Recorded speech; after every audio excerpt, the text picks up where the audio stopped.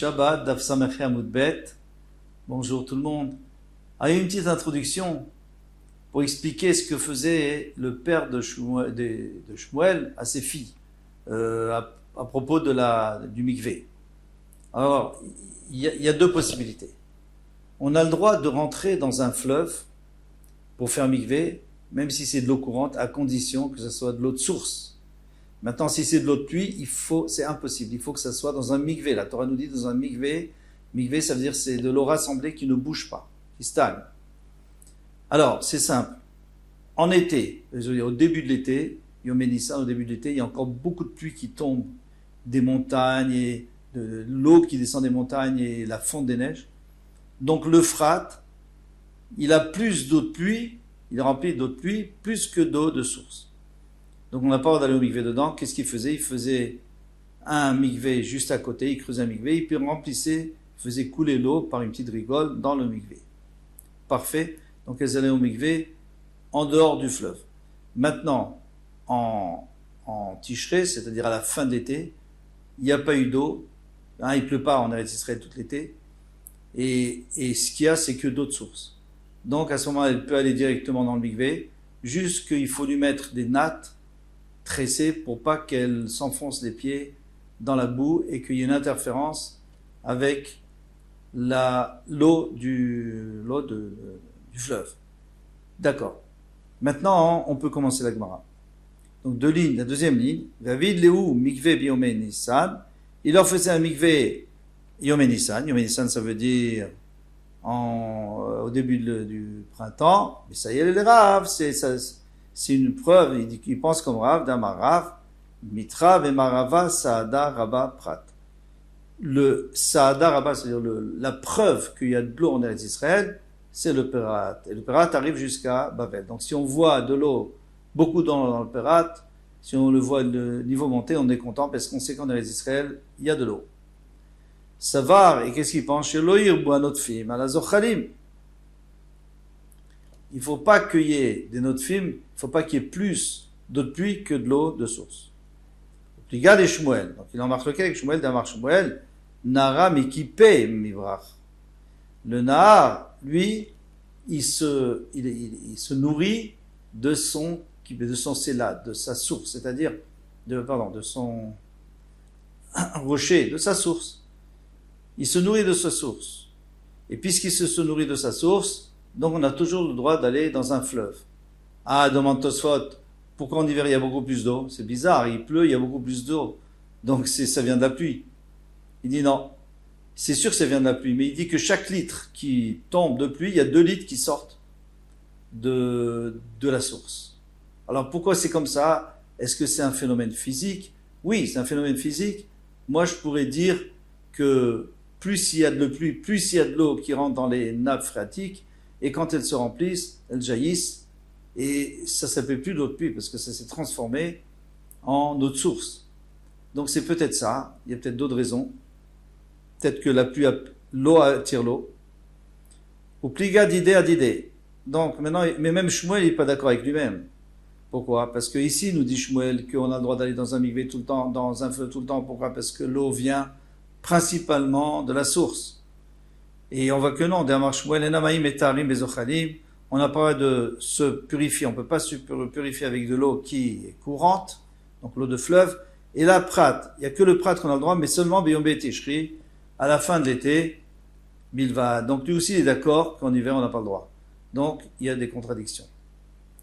Pour Efet, à la Even, une femme peut donc entourer sur une pierre, elle peut entourer son habit, son vêtement ou la lanière qui sort de ses vêtements pour attacher les 2 pans, une pierre, une égosse, et on avait dit donc une noix et aussi une pièce d'argent. Ve'amra dresha pour Efet. Alors, mais c'est pas fini. Il dit verchoulé. C'est quoi verchoulé? Ou bilvat shelo tifrof lechatchila b'Shabbat. Mais il faut pas que Shabbat elle le fasse. Elle doit faire ça avant Shabbat et après elle peut sortir pendant Shabbat. Alors là, ve'amra dresha pour Efet, mais tu l'as déjà dit ça. Pourquoi? Quand tu as dit qu'elle a le droit de le faire avant Shabbat pour sortir pendant Shabbat, c'était pas pour Efet. Parce que ça, on l'a déjà vu avant, on avait dit que le médiote, on doit sortir proufot. Elles sont déjà proufot, donc elles sont déjà attachées avant Shabbat, elles ont attaché leurs vêtements, et elles sortent pendant Shabbat. Donc ça, on n'a pas besoin de le dire. Si on dit pour effet, c'est-à-dire qu'elle a le droit d'attacher pendant Shabbat. Alors maintenant, pour après, tu me dis qu'elle n'a pas le droit pendant Shabbat. Amarabaye, Sefa, Atan et Matbea, il dit non, la Sefa, quand on a dit qu'on n'a pas le droit, c'est seulement pour la pièce. Là, Nouraya, aucun problème, c'est pas Mouktsé. La pierre, si tu l'as destinée à ça, c'est pas Mouktsé non plus. Puisque avant Shabbat, tu as dit je vais l'utiliser pendant Shabbat, c'est pas Mouktsé. La pièce, puisque c'est de l'argent, c'est important, ça suffit pas de dire, il faut vraiment faire un acte. C'est quoi? C'est de de l'utiliser comme bouton. Donc il faut qu'elle le fasse avant Shabbat. Donc de la Récha parler de la pierre et de la noix, et la Sefa, la fin parler de la pièce. Bayrav Abaye a posé la question. Isha Maouchita arrive et ifrof ala egos leotsi livna katan beshabbat. Alors une femme, est-ce qu'elle a le droit de ruser? Qu'est-ce qu'elle fait? Elle met une noix pour attacher ses vêtements, ou même elle peut mettre une noix en haut, une demi-noix au milieu, une noix en bas, et après, quand son fils a faim, elle enlève une noix, elle lui donne à manger comme goûter. Et elle sait qu'elle le fait pour ça, elle n'avait pas vraiment besoin. Tibae les mandama. Alors la Gemara dit en vérité, cette question elle peut être posée d'après chacun, parce qu'il y a deux mandama. Alors on verra plus loin, Bezrat Hashem, que lorsqu'il y a un incendie, Chazvé Shalom, quelqu'un a le droit de sortir ses habits. Alors il a le droit de mettre 3 costumes, même 4 costumes, et de sortir pour sauver de l'incendie. Mais tout le monde sait qu'il en est en plein été, tout le monde sait qu'il fait très chaud, donc c'est une ruse, mais on lui permet. Alors, Tibaï les mandamar, donc moi je redis ici aussi, on peut faire une ruse. Elle dit non. Tibaï les mandamar ma'arimin, la question elle est sur celui qui dit ma'arimin, qu'on a le droit de ruser. Ici, c'est pas sûr qu'on aurait le droit. Tibaï les mandamar en ma'arimin. Et celui qui dit qu'on n'a pas le droit de mettre plusieurs vêtements, parce qu'on voit bien très bien que tu sors ça, tu les fais sortir dans la rue, eh bien dans ce cas-là, ici peut-être qu'on aurait quand même le droit. Et on va voir la différence. Tibaï les mandamar ma'arimin, alors on recommence au début. D'après celui qui dit qu'on a le droit de ruser lorsqu'il y a un incendie. Bedleka, quand il y a un incendie, à Tamhu, là-bas c'est différent. Pourquoi? Des ilosh charité, parce que si tu ne permets pas, à Téléchévouillé, il va éteindre. Il n'est pas d'accord de perdre toute son garde-robe, sa garde-robe.